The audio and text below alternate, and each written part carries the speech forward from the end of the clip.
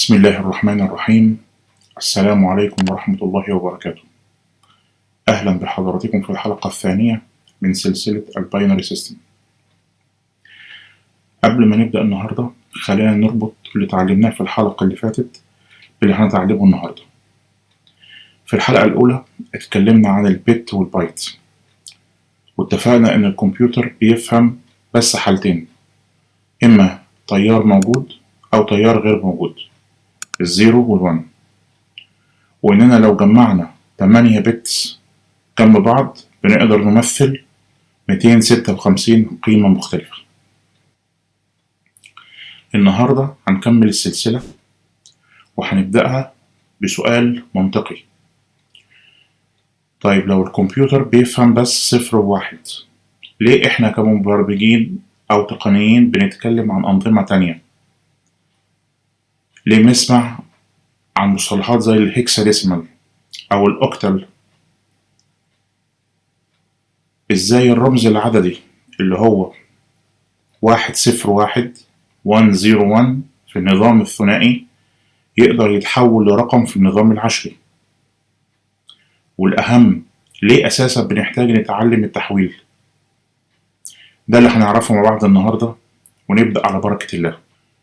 النهاردة إن شاء الله هنبدأ شرح مفهوم Number System Foundation وكيفية التحويل بين أنظمة العد المختلفة بشكل عملي. الحلقة دي إن شاء الله هتكون بمثابة الجزء الأول، المقدمة والأساس اللي هنبني عليه قانون التحويلات. خلينا نتفق مع بعض على مبدأ: فهم الأنظمة يأتي قبل فهم العمليات عليها، يعني محتاجين نفهم ليه قبل إزاي. في علوم الحاسب بنستخدم 4 أنظمة عددية رئيسية: الباينري سيستم اللي هو النظام الثنائي، وأساسه بيكون 2 ورموزه هي فقط الزيرو والون. الديسيمال اللي هو النظام العشري وأساسه 10 ورموزه هي من 0 إلى 9. الأوكتال اللي هو النظام الثماني وأساسه بيكون 8 ورموزه هي من 0 إلى 7. وأخيرا النظام الهكساديسيمال، النظام السادس عشري وأساسه 16 ورموزه تنقسم إلى قسمين: البداية بتكون من 0 إلى 9، ثم تستكمل باقي الرموز بالأحرف A B C D E F. هذه الأحرف تمثل الأعداد من 10 إلى 15 على الترتيب. ولو عايز تعرف ليه نظام الهكسا اختلف عن باقي الأنظمة، أنظمة العد، واستخدم الأحرف، وليه تحديدا هذه الأحرف، هجاوبك بس هيكون في آخر الحلقة، استحملني معلش، بس ده هيكون لترتيب الأحداث وتسلسل الأفكار، لأن لو شرحتها من البداية ما أعتقدش إن هتوصل للفكرة بالصورة الصحيحة. طيب، كما أشرنا منذ لحظات لسؤال منطقي، وهو: لو الكمبيوتر بيفهم بس النظام الثنائي، ليه بنتعب أنفسنا بالنظام سادس عشري على سبيل المثال؟ ليه مش نفضل نتعامل مع الزيرو والون بس؟ الإجابة في كلمة واحدة: الكثافة، density. خليني أوضحها بمثال بسيط. تخيل إنك كمبرمج وبتشوف كود في عنوان ذاكرة زي ده. الرقم طويل جدا وصعب جدا على العين البشرية إنه يقرأه أو يتذكره. لو حصل خطأ هل هتقدر تكتشفه بسرعة؟ الإجابة قطعا لأ، صعب جدا. لكن لو حولنا الرقم ده لنظام الهكساديسيمال هيصبح عبارة عن 6 رموز فقط بدل 24 رقم. ده معناه إننا اختصرنا المساحة، قللنا فرص الخطأ، وسهلنا القراءة. يبقى كده عرفنا إيه السبب لتنوع أنظمة الأعداد.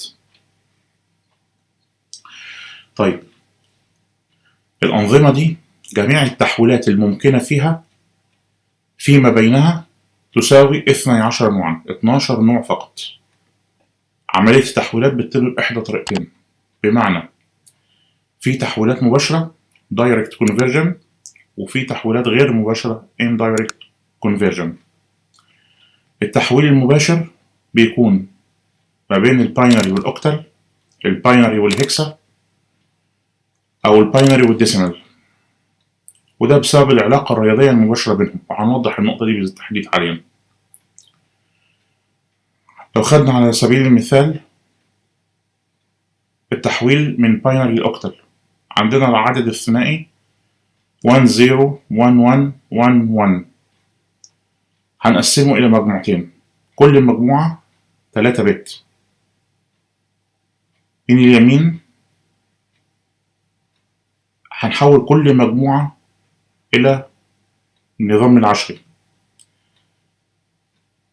إذا بدأنا من جهة اليمين 1 1 1، ده هيكافئ العدد 7 في العشري، والقسم الثاني اللي هو 1 0 1 ده هيكافئ ال5.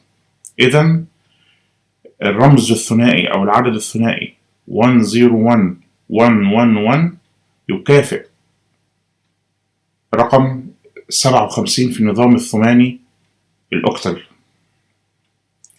نلاحظ إن ده تم بدون المرور لأي نظام وسيط، تحويل مباشر، بينما في تحويلات أخرى بتمر عبر نظام وسيط، مثلا الديسيمال. يعني لو حبينا نحول من الأوكتال للهكسا ديسيمال ما ينفعش نحول مباشر، هنستخدم تحويل وسيط في عملية التحويل. على سبيل المثال عندنا العدد الثماني 7 3، لا توجد علاقة مباشرة بينهما، بناء على ذلك هنمر عبر الباينري كوسيط. الخطوة الأولى هنحول من الأوكتال للباينري، كل رقم أوكتال يقابله 3 بت، يعني السبعة لما نيجي نحولها من أوكتال للباينري هتكافئ الواحد 1 1 1 1 1، وكذلك التلاتة هتكافئ في الثنائي الباينري 0 1 1. يبقى كده حولنا 7 3 الثماني الأوكتال إلى 1 1 1 0 1 1 من الباينري. الخطوة الثانية هنحول الرقم اللي احنا استخرجناه بالباينري هنحوله للهكسا، هنقسمه ل4 بت. التحويل هيكون القسم الأول ال4 بت الأولى 0 0 1 1 هتكافئ التلاتة، والقسم الثاني أو الجزء الثاني من الرقم الباينري اللي هو ال1 0 1 1 هيكافئ الرمز B من نظام الهكسا. إذا ال7 3 أوكتال يكافئ 3P من الهكساديسيمال. ده اللي يسمى indirect conversion، لأن احنا مرينا بالنظام عن طريق وسيط. طبعا عملية التحويلات دي تمت ازاي، وايه هو الأحرف والرموز دي، وازاي حولنا، كل ده هيكون في القسم الثاني ان شاء الله، والجزء الثاني من الفيديو. الحلقة الثالثة هتكون ان شاء الله هيكون فيها التطبيق العملي، طريقة التحويلات بالتفصيل الممل وكيف تمت، ان شاء الله هتكون بشكل مبسط وسهل ان شاء الله. طيب حاليا عشان نلخص هذا الجزء خلينا نوضحها بشكل منظم من خلال هذه المجموعات. في تحويلات الباينري، من الباينري اللي هو من باينري للديسيمال، من باينري اوكتال، من باينري للهكسا. كذلك التحويلات من الديسيمال، ديسيمال باينري، ديسيمال اوكتال، ديسيمال هكسا، وكذلك من الاوكتال الى باقي الانظمه، ومن الهكسا الى باقي الانظمه. يبقى كده مجموعهم يكون عمليه التحويلات فيما بين الانظمه العدديه مجتمعه بيكون 12 عمليه تحويل. تمام. قبل ما نكمل في معلومه مهمه جدا يحتاج نوضحها عشان تسهل علينا اللي جاي ان شاء الله، وهي مصطلح النمبر بيز نوتيشن. الهدف منه ان ازاي اعرف ان الرقم او الرمز العددي اللي انا هقراه هو التابع لاي نظام عددي. يعني على سبيل المثال لو انا شفت رمز عددي 101، هل ده رمز عددي ثنائي او هو عبارة عن رقم عشري؟ لان ال 101 في العشري هي تساوي ال 101 في الانظمة العشرية اللي احنا بنتعامل بيها كبشر. هو عبارة عن، يعني انا لو قرأت هقرأه ممكن 101، لكن في نفس الوقت ال 101 في النظام الثنائي تساوي 5 بس. أو تكافئ العدد 5 أو رمز 5. الفرق كبير، والغلط هنا ممكن يحصل ويسبب مشاكل كبيرة. لهذا السبب اتفق العلماء على طرق لكتابة الأنظمة بشكل يوضح هوية كل رقم. أول طريقة وهو استخدام رموز الأرقام المصغرة أسفل رمز النظام العددي، السبسكريبتس. مثال ال101 هكتب بالجهة اليمنى بالأسفل اللي هو السبسكريبتس رمز 2 اللي هو بيدل على النظام الثنائي. فالرمز ده بيقول لك إن إحنا بنشتغل على الأساس 2 البيز 2. طيب لو كتبنا نفس رقم النظام العددي 101 بس حطينا البيز 10، فالرقم 10 ده هيقول لك إن الأساس 10، يعني نظام 10. دي طريقة. الطريقة التانية إن إحنا بنستخدم حاجة اسمها البادئات قبل الرقم، البريفكسز. في البرمجة إحنا غالبا ممكن نشوف الرمز ده ال OP أو ال 0P101. البادئة الأولى دي معناها إن ده نظام باينري، والرقم اللي وراها هو ده رقم الكود. طيب في النظام الثالث عشر بنستخدم برضو البادئة البريفكس ال OX أو ال 0X. نفس المثال الموضح على الشاشة ال 7A ده رقم هكساديسيمال. في بعض اللغات كمان بنشوف الأوكتل وهو بيبدأ بالزيرو أو.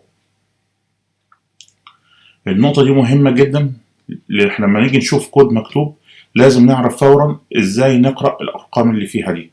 يعني لو مبرمج شغال على نظام ذاكرة وشاف رقم مكتوب من غير ما يعرف نظامه ايه، ده ممكن يخليه يقرأ عنوان غلط، وده يضيع وقت كبير وساعات في عملية الديباجنج. طيب دلوقتي اعتقد بقى ان احنا ممكن نبدأ بسؤال جوهري ومهم، وده هيفتح لنا تساؤلات عديدة تساعد في فهم الصورة الكاملة وتوصلنا لوضع قاعدة عامة من خلالها نقدر نحول من أي نظام لأي نظام آخر بمنتهى السهولة إن شاء الله، وعن فهم وإدراك مش مجرد حفظ قوانين أو قواعد. السؤال هو ما هو العدد أصلا؟ النمبر. يعني إيه نقصد بمفهوم العدد؟ العدد هو مفهوم تجريدي يبتكره الإنسان لتمثيل الكمية أو الترتيب أو القياس. بمعنى أبسط العدد هو رمز بنستخدمه لوصف كم يوجد من شيء ما. مثال نفترض إن معانا 3 أكواب، هنقول 3 أكواب. إذن العدد 3 هو لا يعني الأكواب نفسها بل عددها، فالعدد هنا هو فكرة ذهنية تصف الكمية. علشان نفهم الموضوع بشكل أكاديمي مبسط هنقسم مفهوم العدد إلى قسمين. القسم الأول اللي هو القيم الرياضية للأعداد، والقسم الثاني طريقة كتابة هذه الأعداد. طيب نبدأ بالمفهوم الأول القيم الرياضية للأعداد. هنا بنقصد إيه؟ بنقصد إيه هو نوع العدد نفسه بغض النظر عن كيفية كتابته. في علم الرياضيات المجال ده أو التخصص ده بيطلق عليه النمبر ثيوري، وهو فرع من أفرع الرياضيات يدرس خصائص الأعداد وأنواعها. والأعداد بناء على ذلك اتقسمت لمجموعات. الأعداد الطبيعية اللي هي بتبدأ من 1 2 3 4 5 وهكذا إلى ما لا نهاية، وتسمى بالأعداد الطبيعية لأنها ظهرت أولا في عملية عد الأشياء في الطبيعة. المجموعة الثانية اللي هي مجموعة الوول نمبرز اللي هي الأعداد الطبيعية مع إضافة الصفر، وهنا كان ظهور الصفر كان تطور رياضي كبير في تاريخ الرياضيات. الصفر طبعا ما كانش معروف قبل كده في الحضارات القديمة، لكن تطور لاحقا في الرياضيات الهندية ثم من بعدها انتشر عالميا. المجموعة الثالثة اللي هو الانتجرز هي الأعداد الصحيحة وتشمل الأعداد الموجبة والصفر والأعداد السالبة. النقطة الجوهرية هنا هي إن هذه الأنواع الثلاثة لا تتعلق بطريقة كتابة العدد، بل تتعلق بقيمة العدد نفسه. وبرضه هناخد مثال هنوضحها، بس قبل المثال خلينا نكمل اللي هو المفهوم الثاني. احنا اتكلمنا عن المفهوم الأول اللي هو مفهوم القيم الرياضية، دلوقتي مفهوم طريقة كتابة الأعداد. وهنا احنا مش بنتكلم عن نوع العدد، بل الطريقة اللي بيتكتب بيها العدد، وده بيسمى في الرياضيات numeral system، وهو النظام الذي يستخدم رموزا وقواعد لكتابة الأعداد. يعني بيحدد ايه هي الرموز المستخدمة، طريقة ترتيبها، وقيمة كل خانة. وده هينقلنا للحديث عن أنواع الأنظمة العددية. الأنظمة العددية في منها نوعين أساسيين. النوع الأول البوزيشنال نمبر سيستم، وهو نظام عددي بتعتمد فيه قيمة الرقم على موقعه أو خانته داخل العدد. يعني قيمة الرمز بتتغير حسب الخانة، على سبيل المثال الديسيمال نمبر والباينري نمبر. الرقم العشري 345 أو 345، هو مش عبارة عن، يعني مش هنقول عنه إن ده عبارة عن 3 زائد 4 زائد 5، لأ، ده عبارة عن التلاتة مضروبة في 100 خانة المئات، الأربعة مضروبة في العشرة خانة العشرات، والخمسة في 1 خانة الآحاد. يبقى إذا الموقع هو اللي بيحدد القيمة، البوزيشن هو اللي حدد لنا القيمة. كل الرقم نفسه متقسم إلى خانات. طب إيه هي الأنظمة العددية اللي بتخضع لقواعد الأنظمة ذات الخانات أو البوزيشن نمبر سيستم؟ النظام العشري الديسيمال نمبر، الثنائي الباينري نمبر، الثماني الأوكتال نمبر، والسادس عشري الهكساديسيمال. طيب ده كده النوع الأول. النوع الثاني اللي هو نون بوزيشنال نمبر، هو نظام عددي لا يعتمد فيه قيمة الرمز على موقعه، لكن كل رمز له قيمة ثابتة دايما مهما تغير مكانه.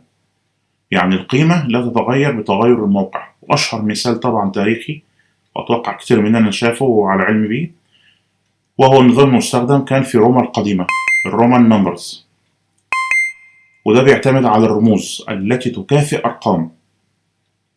على سبيل المثال العدد أو الرمز VIII ده يمثل أو يكافئ 5 زائد 1 زائد 1 زائد 1 اللي هو ما يعادل 8. وهنا أحب أوضح بس نقطة، إن الرموز الرومانية إحنا ما بنقراش فيها الحروف واحد واحد. يعني أنا حتى هنا لما قلت VIII ده بس علشان أوصل الصورة، لكن هي القراءة الصحيحة لها إن إحنا أول ما نشوف الرمز بنقول على طول ده 8. لكن فقط للتبسيط ممكن نقول إن هذا الرمز الذي يشبه حرف ال V هو العدد 5. يعني ال V أنا ما بقولش V، بقول الرمز الذي يشبه حرف ال V في الإنجليزية يكافئ ال5، والحرف الذي يشبه حرف ال I في الإنجليزية يكافئ ال1، وهكذا. طيب القيمة بتأتي من جمع الرموز مش من موقعها. يعني لو أنا خدت الرمز ده، الرمز العددي ده اللي هو بالرومان نمبر، الأحرف التي تشبه حرف الإكس إكس إكس إكس دي تكافئ 30، لأن الحرف اللي بيشبه حرف الإكس هو قيمته 10، ف10 زائد 10 زائد 10 يكافئ 30، مجموعهم 30. نلاحظ إن هنا الإكس دايما قيمته 10، سواء مش نفس الرقم المثالي احنا خدناه من شوية اللي هو 345 اللي احنا قلنا 3 في المئات، خانة المئات 300، والعشرة في العشرات 10، والخمسة في الأحاد 5. لا، هنا الإكس قيمتها ثابتة مهما اختلفت الخانة، ما اتغيرتش حسب الموقع. دي كانت نقطة بس للمعلومية وهتفيدنا برضو في موضوعنا. طيب عشان نلخص الموضوع كامل ونعمل ربط ما بين المفهومين، مفهوم القيم الرياضية للأعداد وطريقة كتابة الأعداد، ونفهم العلاقة بقاعدة بسيطة، وهي نوع العدد لا يساوي طريقة كتابة العدد. يعني مثلا عشان نوضحها بشكل أبسط، لو قلنا مثلا العدد 5، العدد 5 ده خصائصه إيه؟ هو عدد طبيعي وعدد صحيح وعدد كلي، لكن يمكن كتابته بطرق مختلفة. في النظام العشري هيكتبوا 5، في النظام الثنائي هيتكتب 101، في النظام الروماني هيكافئ ما يشبه حرف الفي بالإنجليزية. إذا القيمة واحدة دايما هي 5، القيمة ثابتة 5، لكن طريقة التمثيل هي اللي بتتغير، أو طريقة الكتابة بتتغير. لو هنشبه الموضوع ده بمثال عشان نوصل إن العدد يشبه المعنى والنظام العددي يشبه اللغة، مثلا كلمة ماء بالعربية هي عبارة عن المادة واحدة، الماء، لكن في العربية تلفظ ماء، في الإنجليزية water، بالفرنسية او، بالإيطالية aqua. نلاحظ إن المعنى واحد لكن طريقة الكتابة مختلفة. يبقى الفرق مش في العدد نفسه، ولكن في النظام اللي بنستخدمه لكتابة العدد. يبقى قاعدة عامة: عدد الرموز في أي نظام يساوي قيمة البيز. يعني الباينري بيتكون من رمزين، هو بيز 2، فليه رمزين، الزيرو والون. النظام العشري ديسيمال بيز 10 هو من 10 رموز من الصفر إلى 9، والهكسا ديسيمال بيز 16 هو بيتكون من 16 رمز من الصفر إلى 9، وبعد كده بنستقبل بالأحرف.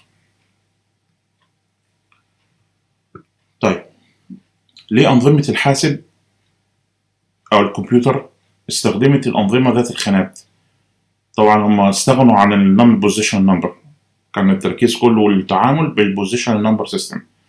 السبب في كده إن العمليات الحسابية بتكون أسهل وأكثر منهجية وقابلة للخوارزميات، بمعنى إن في الأنظمة ذات الخانات البوزيشن نمبر بتعتمد قيمة الرقم على موقعه داخل العدد وليس على الرقم نفسه فقط، وده بيسمح بتنظيم العمليات الحسابية زي الجمع والطرح والضرب في خطوات ثابتة ومتكررة. الخطوة الثابتة دي يمكن تحويلها بسهولة إلى خوارزميات. خلينا دلوقتي ننتقل لسؤال آخر: ما علاقة العدد بالحوسبة؟ الكمبيوتر في النهاية هو آلة لمعالجة الأعداد. طيب ليه الأعداد تحديدا؟ ببساطة لأنها بتمكننا من تمثيل أي شيء وكل شيء، وبعد كده بنحولها إلى معلومات قابلة للقياس، بتتحول بعد كده إلى صوت أو صورة أو نص. كل هذه البيانات بتخزن داخل الحاسوب. يعني على سبيل المثال الحرف A هو يتم تمثيله داخل الكمبيوتر باستخدام معيار عالمي يسمى الأسكي كود. قيمة الحرف هو 65. في النظام الثنائي المكافئ له يصبح 01000001. الخلاصة إيه؟ الخلاصة إن العدد هو أداة رياضية لتمثيل الكمية أو القياس أو الترتيب، ولأجل ذلك أنظمة الحاسب كلها بتعتمد في النهاية على الأعداد. طيب، إحنا ذكرنا في النهاية في البداية إن في أكتر من أنظمة أعداد مختلفة. الباينري نمبر سيستم هو نظام عددي بيعتمد على رقمين فقط، الصفر والواحد، بيز 2. بينما النظام اللي احنا كبشر بنستخدمه في الحياة اليومية هو النظام العشري اللي بيعتمد على 10 رموز من الصفر إلى 9، البيز 10. هذا الاختلاف يسمى في الرياضيات أساس النظام العددي. نلاحظ إننا استخدمنا مصطلح رياضي جديد وهو مصطلح البيز. مفهوم البيز أو مصطلح البيز في الأنظمة العددية معناه عدد الرموز المختلفة التي يمكن استخدامها لتمثيل الأعداد. في النظام العشري البيز 10، النظام الثنائي البيز 2 لأن لينا رمزين فقط، بنتعامل مع رمزين فقط، الزيرو والون. وباقي الرموز الأوكتال والهكسا. طيب السبب الرياضي وراء هذه التسمية هو إن قيمة كل خانة في العدد بتعتمد على قوة من قوى الأساس اللي هي بيز باور بوزيشن. البيز باور بوزيشن. طيب دلوقتي خلينا نركز على النظام الثنائي. علشان نسهل الشرح أكتر هنقسم مفهوم النظام إلى محورين. المحور الأول هنبدأه بسؤال منطقي جدا بيخطر في بالنا جميعا: إزاي يتم قراءة الرقم الثنائي؟ عند قراءة الرقم الثنائي إحنا لا نقرأه كعدد كامل مش زي الأعداد العشرية. بمعنى الرمز العدد اللي إحنا شايفينه إحنا ما بنقولش 1011، لأ بنقرأه رقم رقم. بنبدأ القراءة من جهة اليسار 1011 من اليسار إلى اليمين. طيب ده بالنسبة لكيفية قراءة الرقم الثنائي. المحور الثاني قيمة الخانات في النظام الثنائي.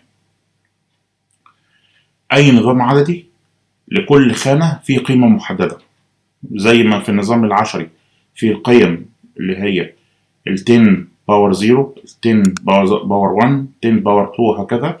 كذلك النظام الثنائي بيبدأ من 2 باور 0 2 باور 1 2 باور 2 وهكذا. وحيث أن النظام الثنائي بيعتمد على البت وإن مجموعة 8 بتات تمثل بايت،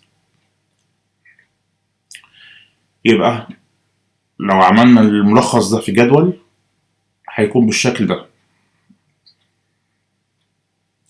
بس هنلاحظ هنا حاجة: ليه ما ظهرتش قيمة 256 في الجدول؟ يعني احنا بدأنا بالواحد 2 4 8 16 32 64 وانتهينا بال128. فين ال256؟ الإجابة لأن الجدول بيوضح قيمة كل بت داخل البايت. كل بت داخل البايت، البايت 8 بت، لكن العدد 256 ده مش قيمة الخانة داخل البايت، ده هو عدد القيم الممكن للبايت بالكامل استخدامها. عدد القيم الممكنة للبايت بالكامل. وعلشان نوضحها أكتر محتاجين نفرق بين مفهومين. في فرق بين قيم النظام الثنائي وبين عدد القيم الممكنة للنظام الثنائي. يعني لاحظنا إن النظام الثنائي أصغر وزن خانة، وبقول كلمة وزن خانة، داخل البايت هو 1، وأكبر وزن خانة هو 128. لكن عدد القيم الممكنة للبايت الواحد هو 256. بمعنى لو عندنا بت واحد فقط، البت الواحد كم عدد القيم الممكنة أو المحتملة ليه؟ 2 فقط. يا إما هيكون 0 أو 1، في تيار مفيش تيار. لو ترجعوا للحلقة الأولى شرحنا الموضوع ده بالتفصيل، موضوع الفولتاج والبت والبايت والتيار. أنصحكم إن انتوا تراجعوها مرة تانية. فإذا البت الواحد ليه احتمالين، عدد القيم الممكنة أو المحتملة ليه هو 2، وبنكتبها 2 باور 1. طيب لو اللي عندنا 2 بيتس، بتين، الاحتمالات أو القيم الممكنة هتكون كام؟ هتكون 4. 0 0 أو 0 1 أو 1 0 أو 1 1 لو التيار كامل شغال. وهتكتب 2 باور 2. طب لو لدينا 3 بتات 3 بيتس، الاحتمالات هتكون ايه؟ هتكون 0 0 0 0 0 1 0 1 0 وهكذا. هنلاقيهم في النهاية إجماليهم عدد القيم الممكنة أو المحتملة 8، وهكذا لغاية ما نصل إلى 8 بت اللي هو البايت الكامل.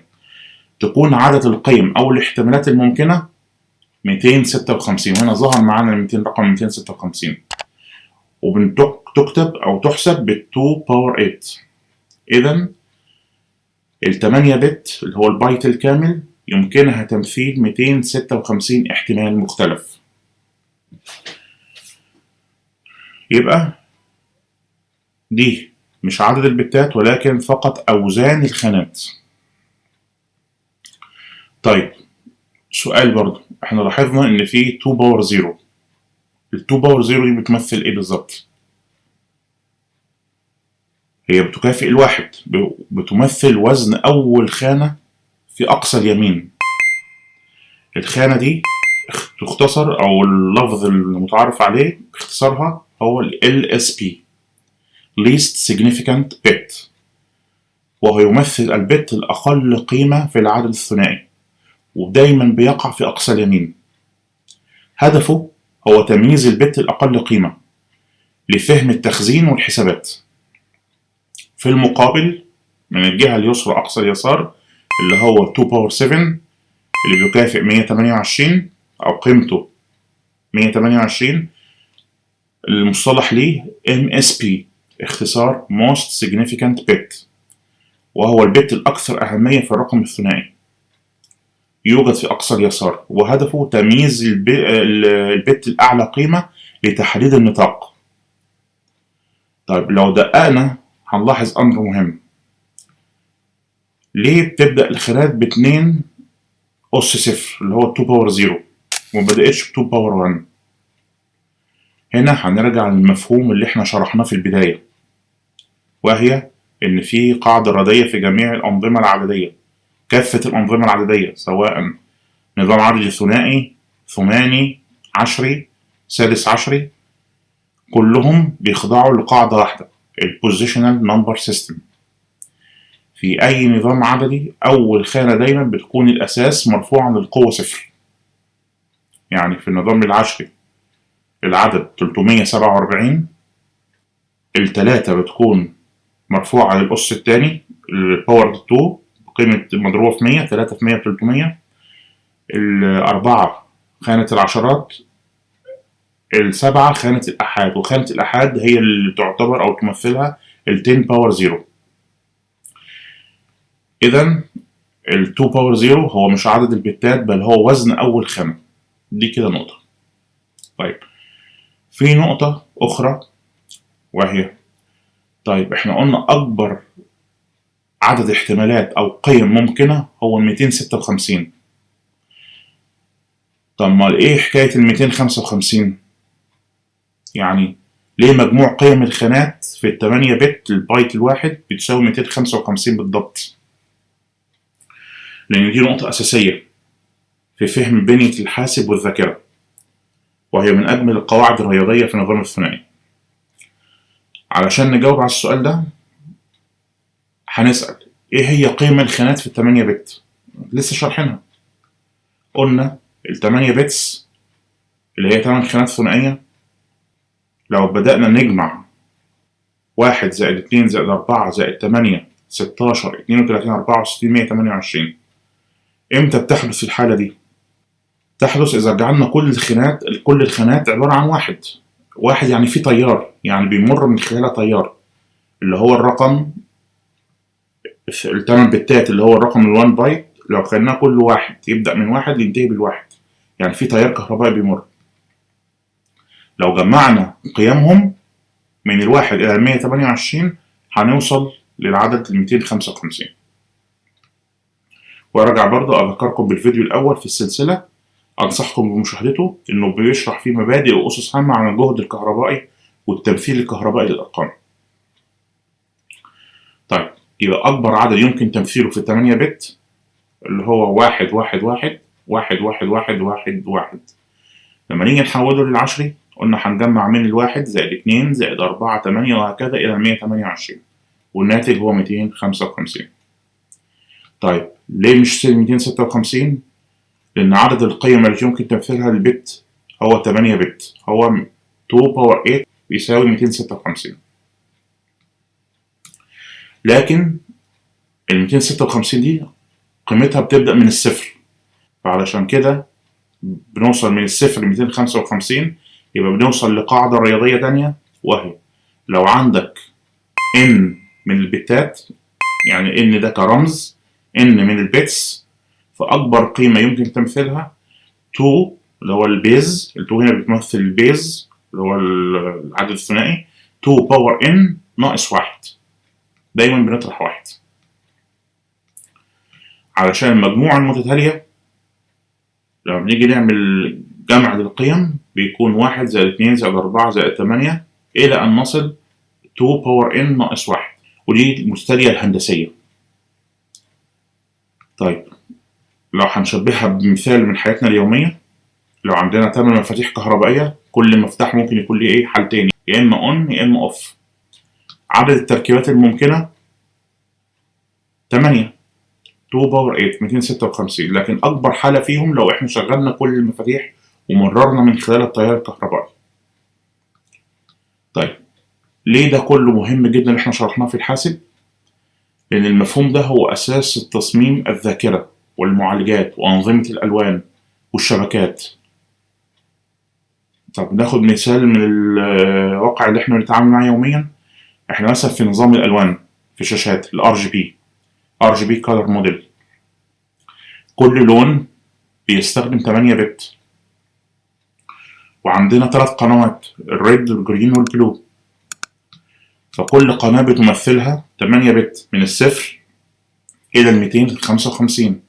عشان كده احنا دايما لما بنشوف الألوان سواء اللي بيتعامل على الفوتوشوب أو البرامج الإليستريتور وبرامج التصاميم، فبتيجي تحدد الألوان بيكون 255 255 255 أو 000 وهكذا، اللي هو بنظام ال RGB.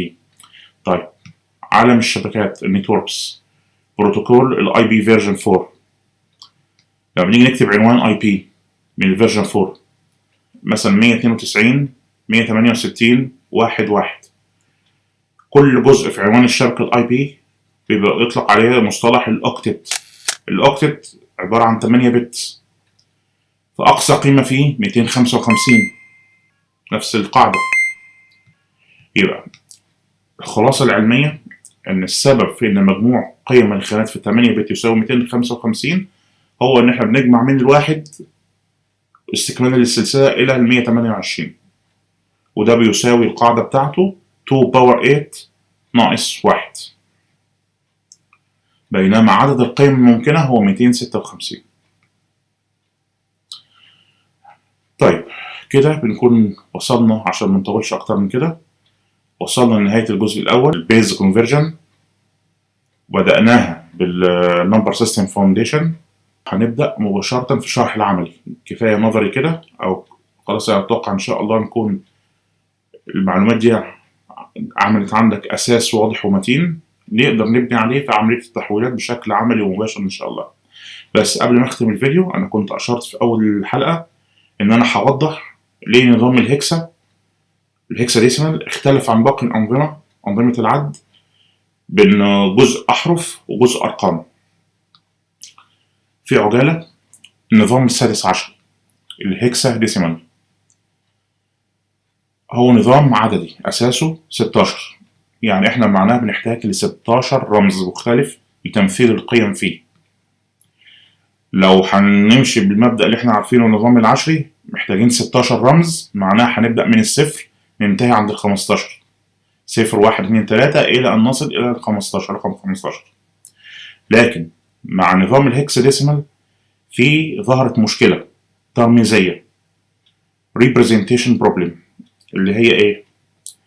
إحنا لو في النظام العشري لما بنتعامل عندنا 10 أرقام أو 10 رموز من الصفر إلى التسعة، لكن في النظام السادس عشري إحنا عايزين قلنا 16، لو هنكمل يبقى إحنا عايزين محتاجين 6 رموز إضافية. طيب الحل اللي اختاره العلماء الحاسب في الوقت ده، بدل ما يخترعوا رموز جديدة، هو استخدموا رموز اوريدي موجودة، اللي هو الأحرف اللاتينية، لأنها كانت موجودة ومتعارف عليها مسبقا، فاستكملوا ال6 رموز من ال10 إلى ال15 بال A B C D E F. طيب ليه ما كملوهاش أعداد، خلوها مثلا زي ما هي من الصفر لل15؟ ببساطة السبب مهم، لأن لو إحنا كنا كملنا يعني من 0 ل9 وكملنا لل15، احنا كده هنكسر فكرة النظام العددي. بمعنى أي نظام عددي كل رمز يجب أن يمثله رقم واحد فقط. يعني في النظام العشري بنبدأ من 0 وبننتهي ل9، خانة واحدة فقط، ديجيت واحد فقط. لكن لو بدأنا دخلنا على 10 وكسرنا النظام، يبقى احنا كده بنستخدم رمزين 2 digits، ال1 وال0. يعني 10 2 digits، ال11 2 digits، ال12 2 digits. وهنا كرموز منفردة في النظام السادس عشري هيكون من المستحيل معرفة هل احنا نقصد بالرموز دي 16 بيس 10 ولا 10 بيس 16. بمعنى هل ال10 هنا هي القيمة 16 في النظام العشري ولا هي القيمة 10 في النظام ال16؟ هيبقى فيه غموض في القراءة. علشان كده القاعدة الأساسية في أي نظام عددي إن لازم لكل قيمة رمز واحد فقط. طيب ليه اخترنا تحديدا الأحرف؟ قلنا من ال A لل F في الاستكمال، لأن دي كانت أسهل الرموز المتاحة في لوحة المفاتيح والآلات الكاتبة وكان متعارف عليها. وظهر استخدام النظام السادس عشر الهكسا في أجهزة الحاسب بقوة مع تطوير لغات البرمجة منخفضة المستوى وأنظمة المعالجات، خصوصا لما أنا بشتغل مع عناوين الذاكرة أو تعليمات المعالج، ولغات البرمجة زي السي والسي بلس بلس والأسمبلي. ودي لغات برمجة منخفضة المستوى تتعامل مباشرة منها للذاكرة، فبتكون تمثيل قريب جدا من تعليمات المعالج. وفي البرمجة احنا بنستخدم النظام السادس عشر الهكسا لأنه بيختصر الأعداد الثنائية الطويلة. يعني عدد زي ده مثلا يصبح في النظام الديسيمال الهكسا هو عبارة عن FF، الرمز بتاعه FF، لأن كل 4 بيتس بتساوي رقم واحد من الهكسا. العلاقة الرياضية إن 4 بيتس بتكافئ ال16. عشان كده النظام الهكسا ديسيمال مناسب جدا لعلوم الحاسب الآلي وتحديدا في البرمجة. مثلا لو خدنا العنوان ده في عنوان الذاكرة ال OX7FFE2A، الجزء الأول اللي هو البريفكس اللي احنا اتكلمنا عنه في الأول، ده بيقول للمبرمج إن الرقم مكتوب بنظام سادس عشري هكسا. إذا الخلاصة العلمية إن النظام السادس عشري يحتاج إلى 16 رمز مختلفة لتمثيل القيم الأرقام من الصفر إلى ال15. وبما أن النظام العشري يوفر 10 رموز فقط، تم استخدام 6 أحرف إضافية من الأبجدية اللاتينية وهي من ال A إلى ال F. وليه بنمثل القيم من الصفر إلى ال15 تحديدا؟ السبب في عدم استخدام الأرقام مباشرة، وهو أن أي نظام عددي يتطلب أن يكون له لكل قيمة رمز واحد مستقل، بينما باقي الأعداد لو بدأناها من 10 ل 11 كل رقم من دول عبارة عن 2 digits، وده بيعمل مشاكل لخوارزميات النظام وهيعمل مشكلة في قراءة الأعداد داخل النظام. طيب والشيء بالشيء يذكر، طالما اتكلمنا عن الهكساديسيمال في مصطلح برضو هنسمعه كتير في مجال البرمجة وفي التحويلات، في مصطلح النبل. النبل ده عبارة عن نصف بايت، هو قيمته يعني 4 بيتس، نصف بايت. ليه الاسم ده مهم؟ لأن الوحدة الأساسية اللي بتمثل رقم واحد في النظام السادس عشري هو ال4 بيتس. كل هكسا بياخد بالظبط، يعني الهكساديسمال كل هكس فيه بياخد بالظبط نبل واحد. يعني لو عندنا بايت كامل هنقسمه لما يكون عبارة عن 2 نبلز. هنا هنقسمه لقسمين 1 1 1 1 1 1 1 1، كل واحد فيهم يكافئ الاف. وده سر ان البايت دايما بيتكتب بالهكساديسمال كرقمين مش اكتر. طبعا الكلام النظري ده كله لو حد سأل طب احنا بنشوف في الواقع فين؟ هل هي مجرد نظريات بنتعلمها في الجامعة؟ لا، قلنا ان احنا في الوان المواقع لما بنيجي نصمم مثلا اللي يشتغل في مجال الويب سايتس، لما بتيجي تصمم في المواقع الالوان بتكون كل رموز فيها عبارة عن هكساديسمال. ده معناه ان اللون ده عبارة عن لون ابيض اللي هو اللي يكافئ من الار جي بي، هنا بنستخدم الهكساديسمال. ولو الرمز كله 0 0 0 0 0 0 ده بيكون البلاك. يبقى ليه؟ لأن كل زوج من الأحرف ده من الألوان الأساسية، الريد الجرين البلو الار جي بي، كل فيهم 8 بتس، يعني 256 درجة لونية. وعلشان كده أقصى قيمة دايما بنشوفها اللي هي الاف اف، لأن رمز الاف اف ده في الهكسا هو يكافئ ال 255 في العشرة. مثال تاني من واقعنا لمستخدمي نظام الويندوز، أتوقع في الكثير مننا مر عليها الشاشة الزرقاء البلو سكرين، أو لما بيحصل كراش ومفاجئ في النظام بنشوف مثلا ايرور بالشكل ده. الاو اكس اللي في الاول دي بتقول لك ان الرقم ده عنوان الذاكره مكتوب بنظام الهكسا.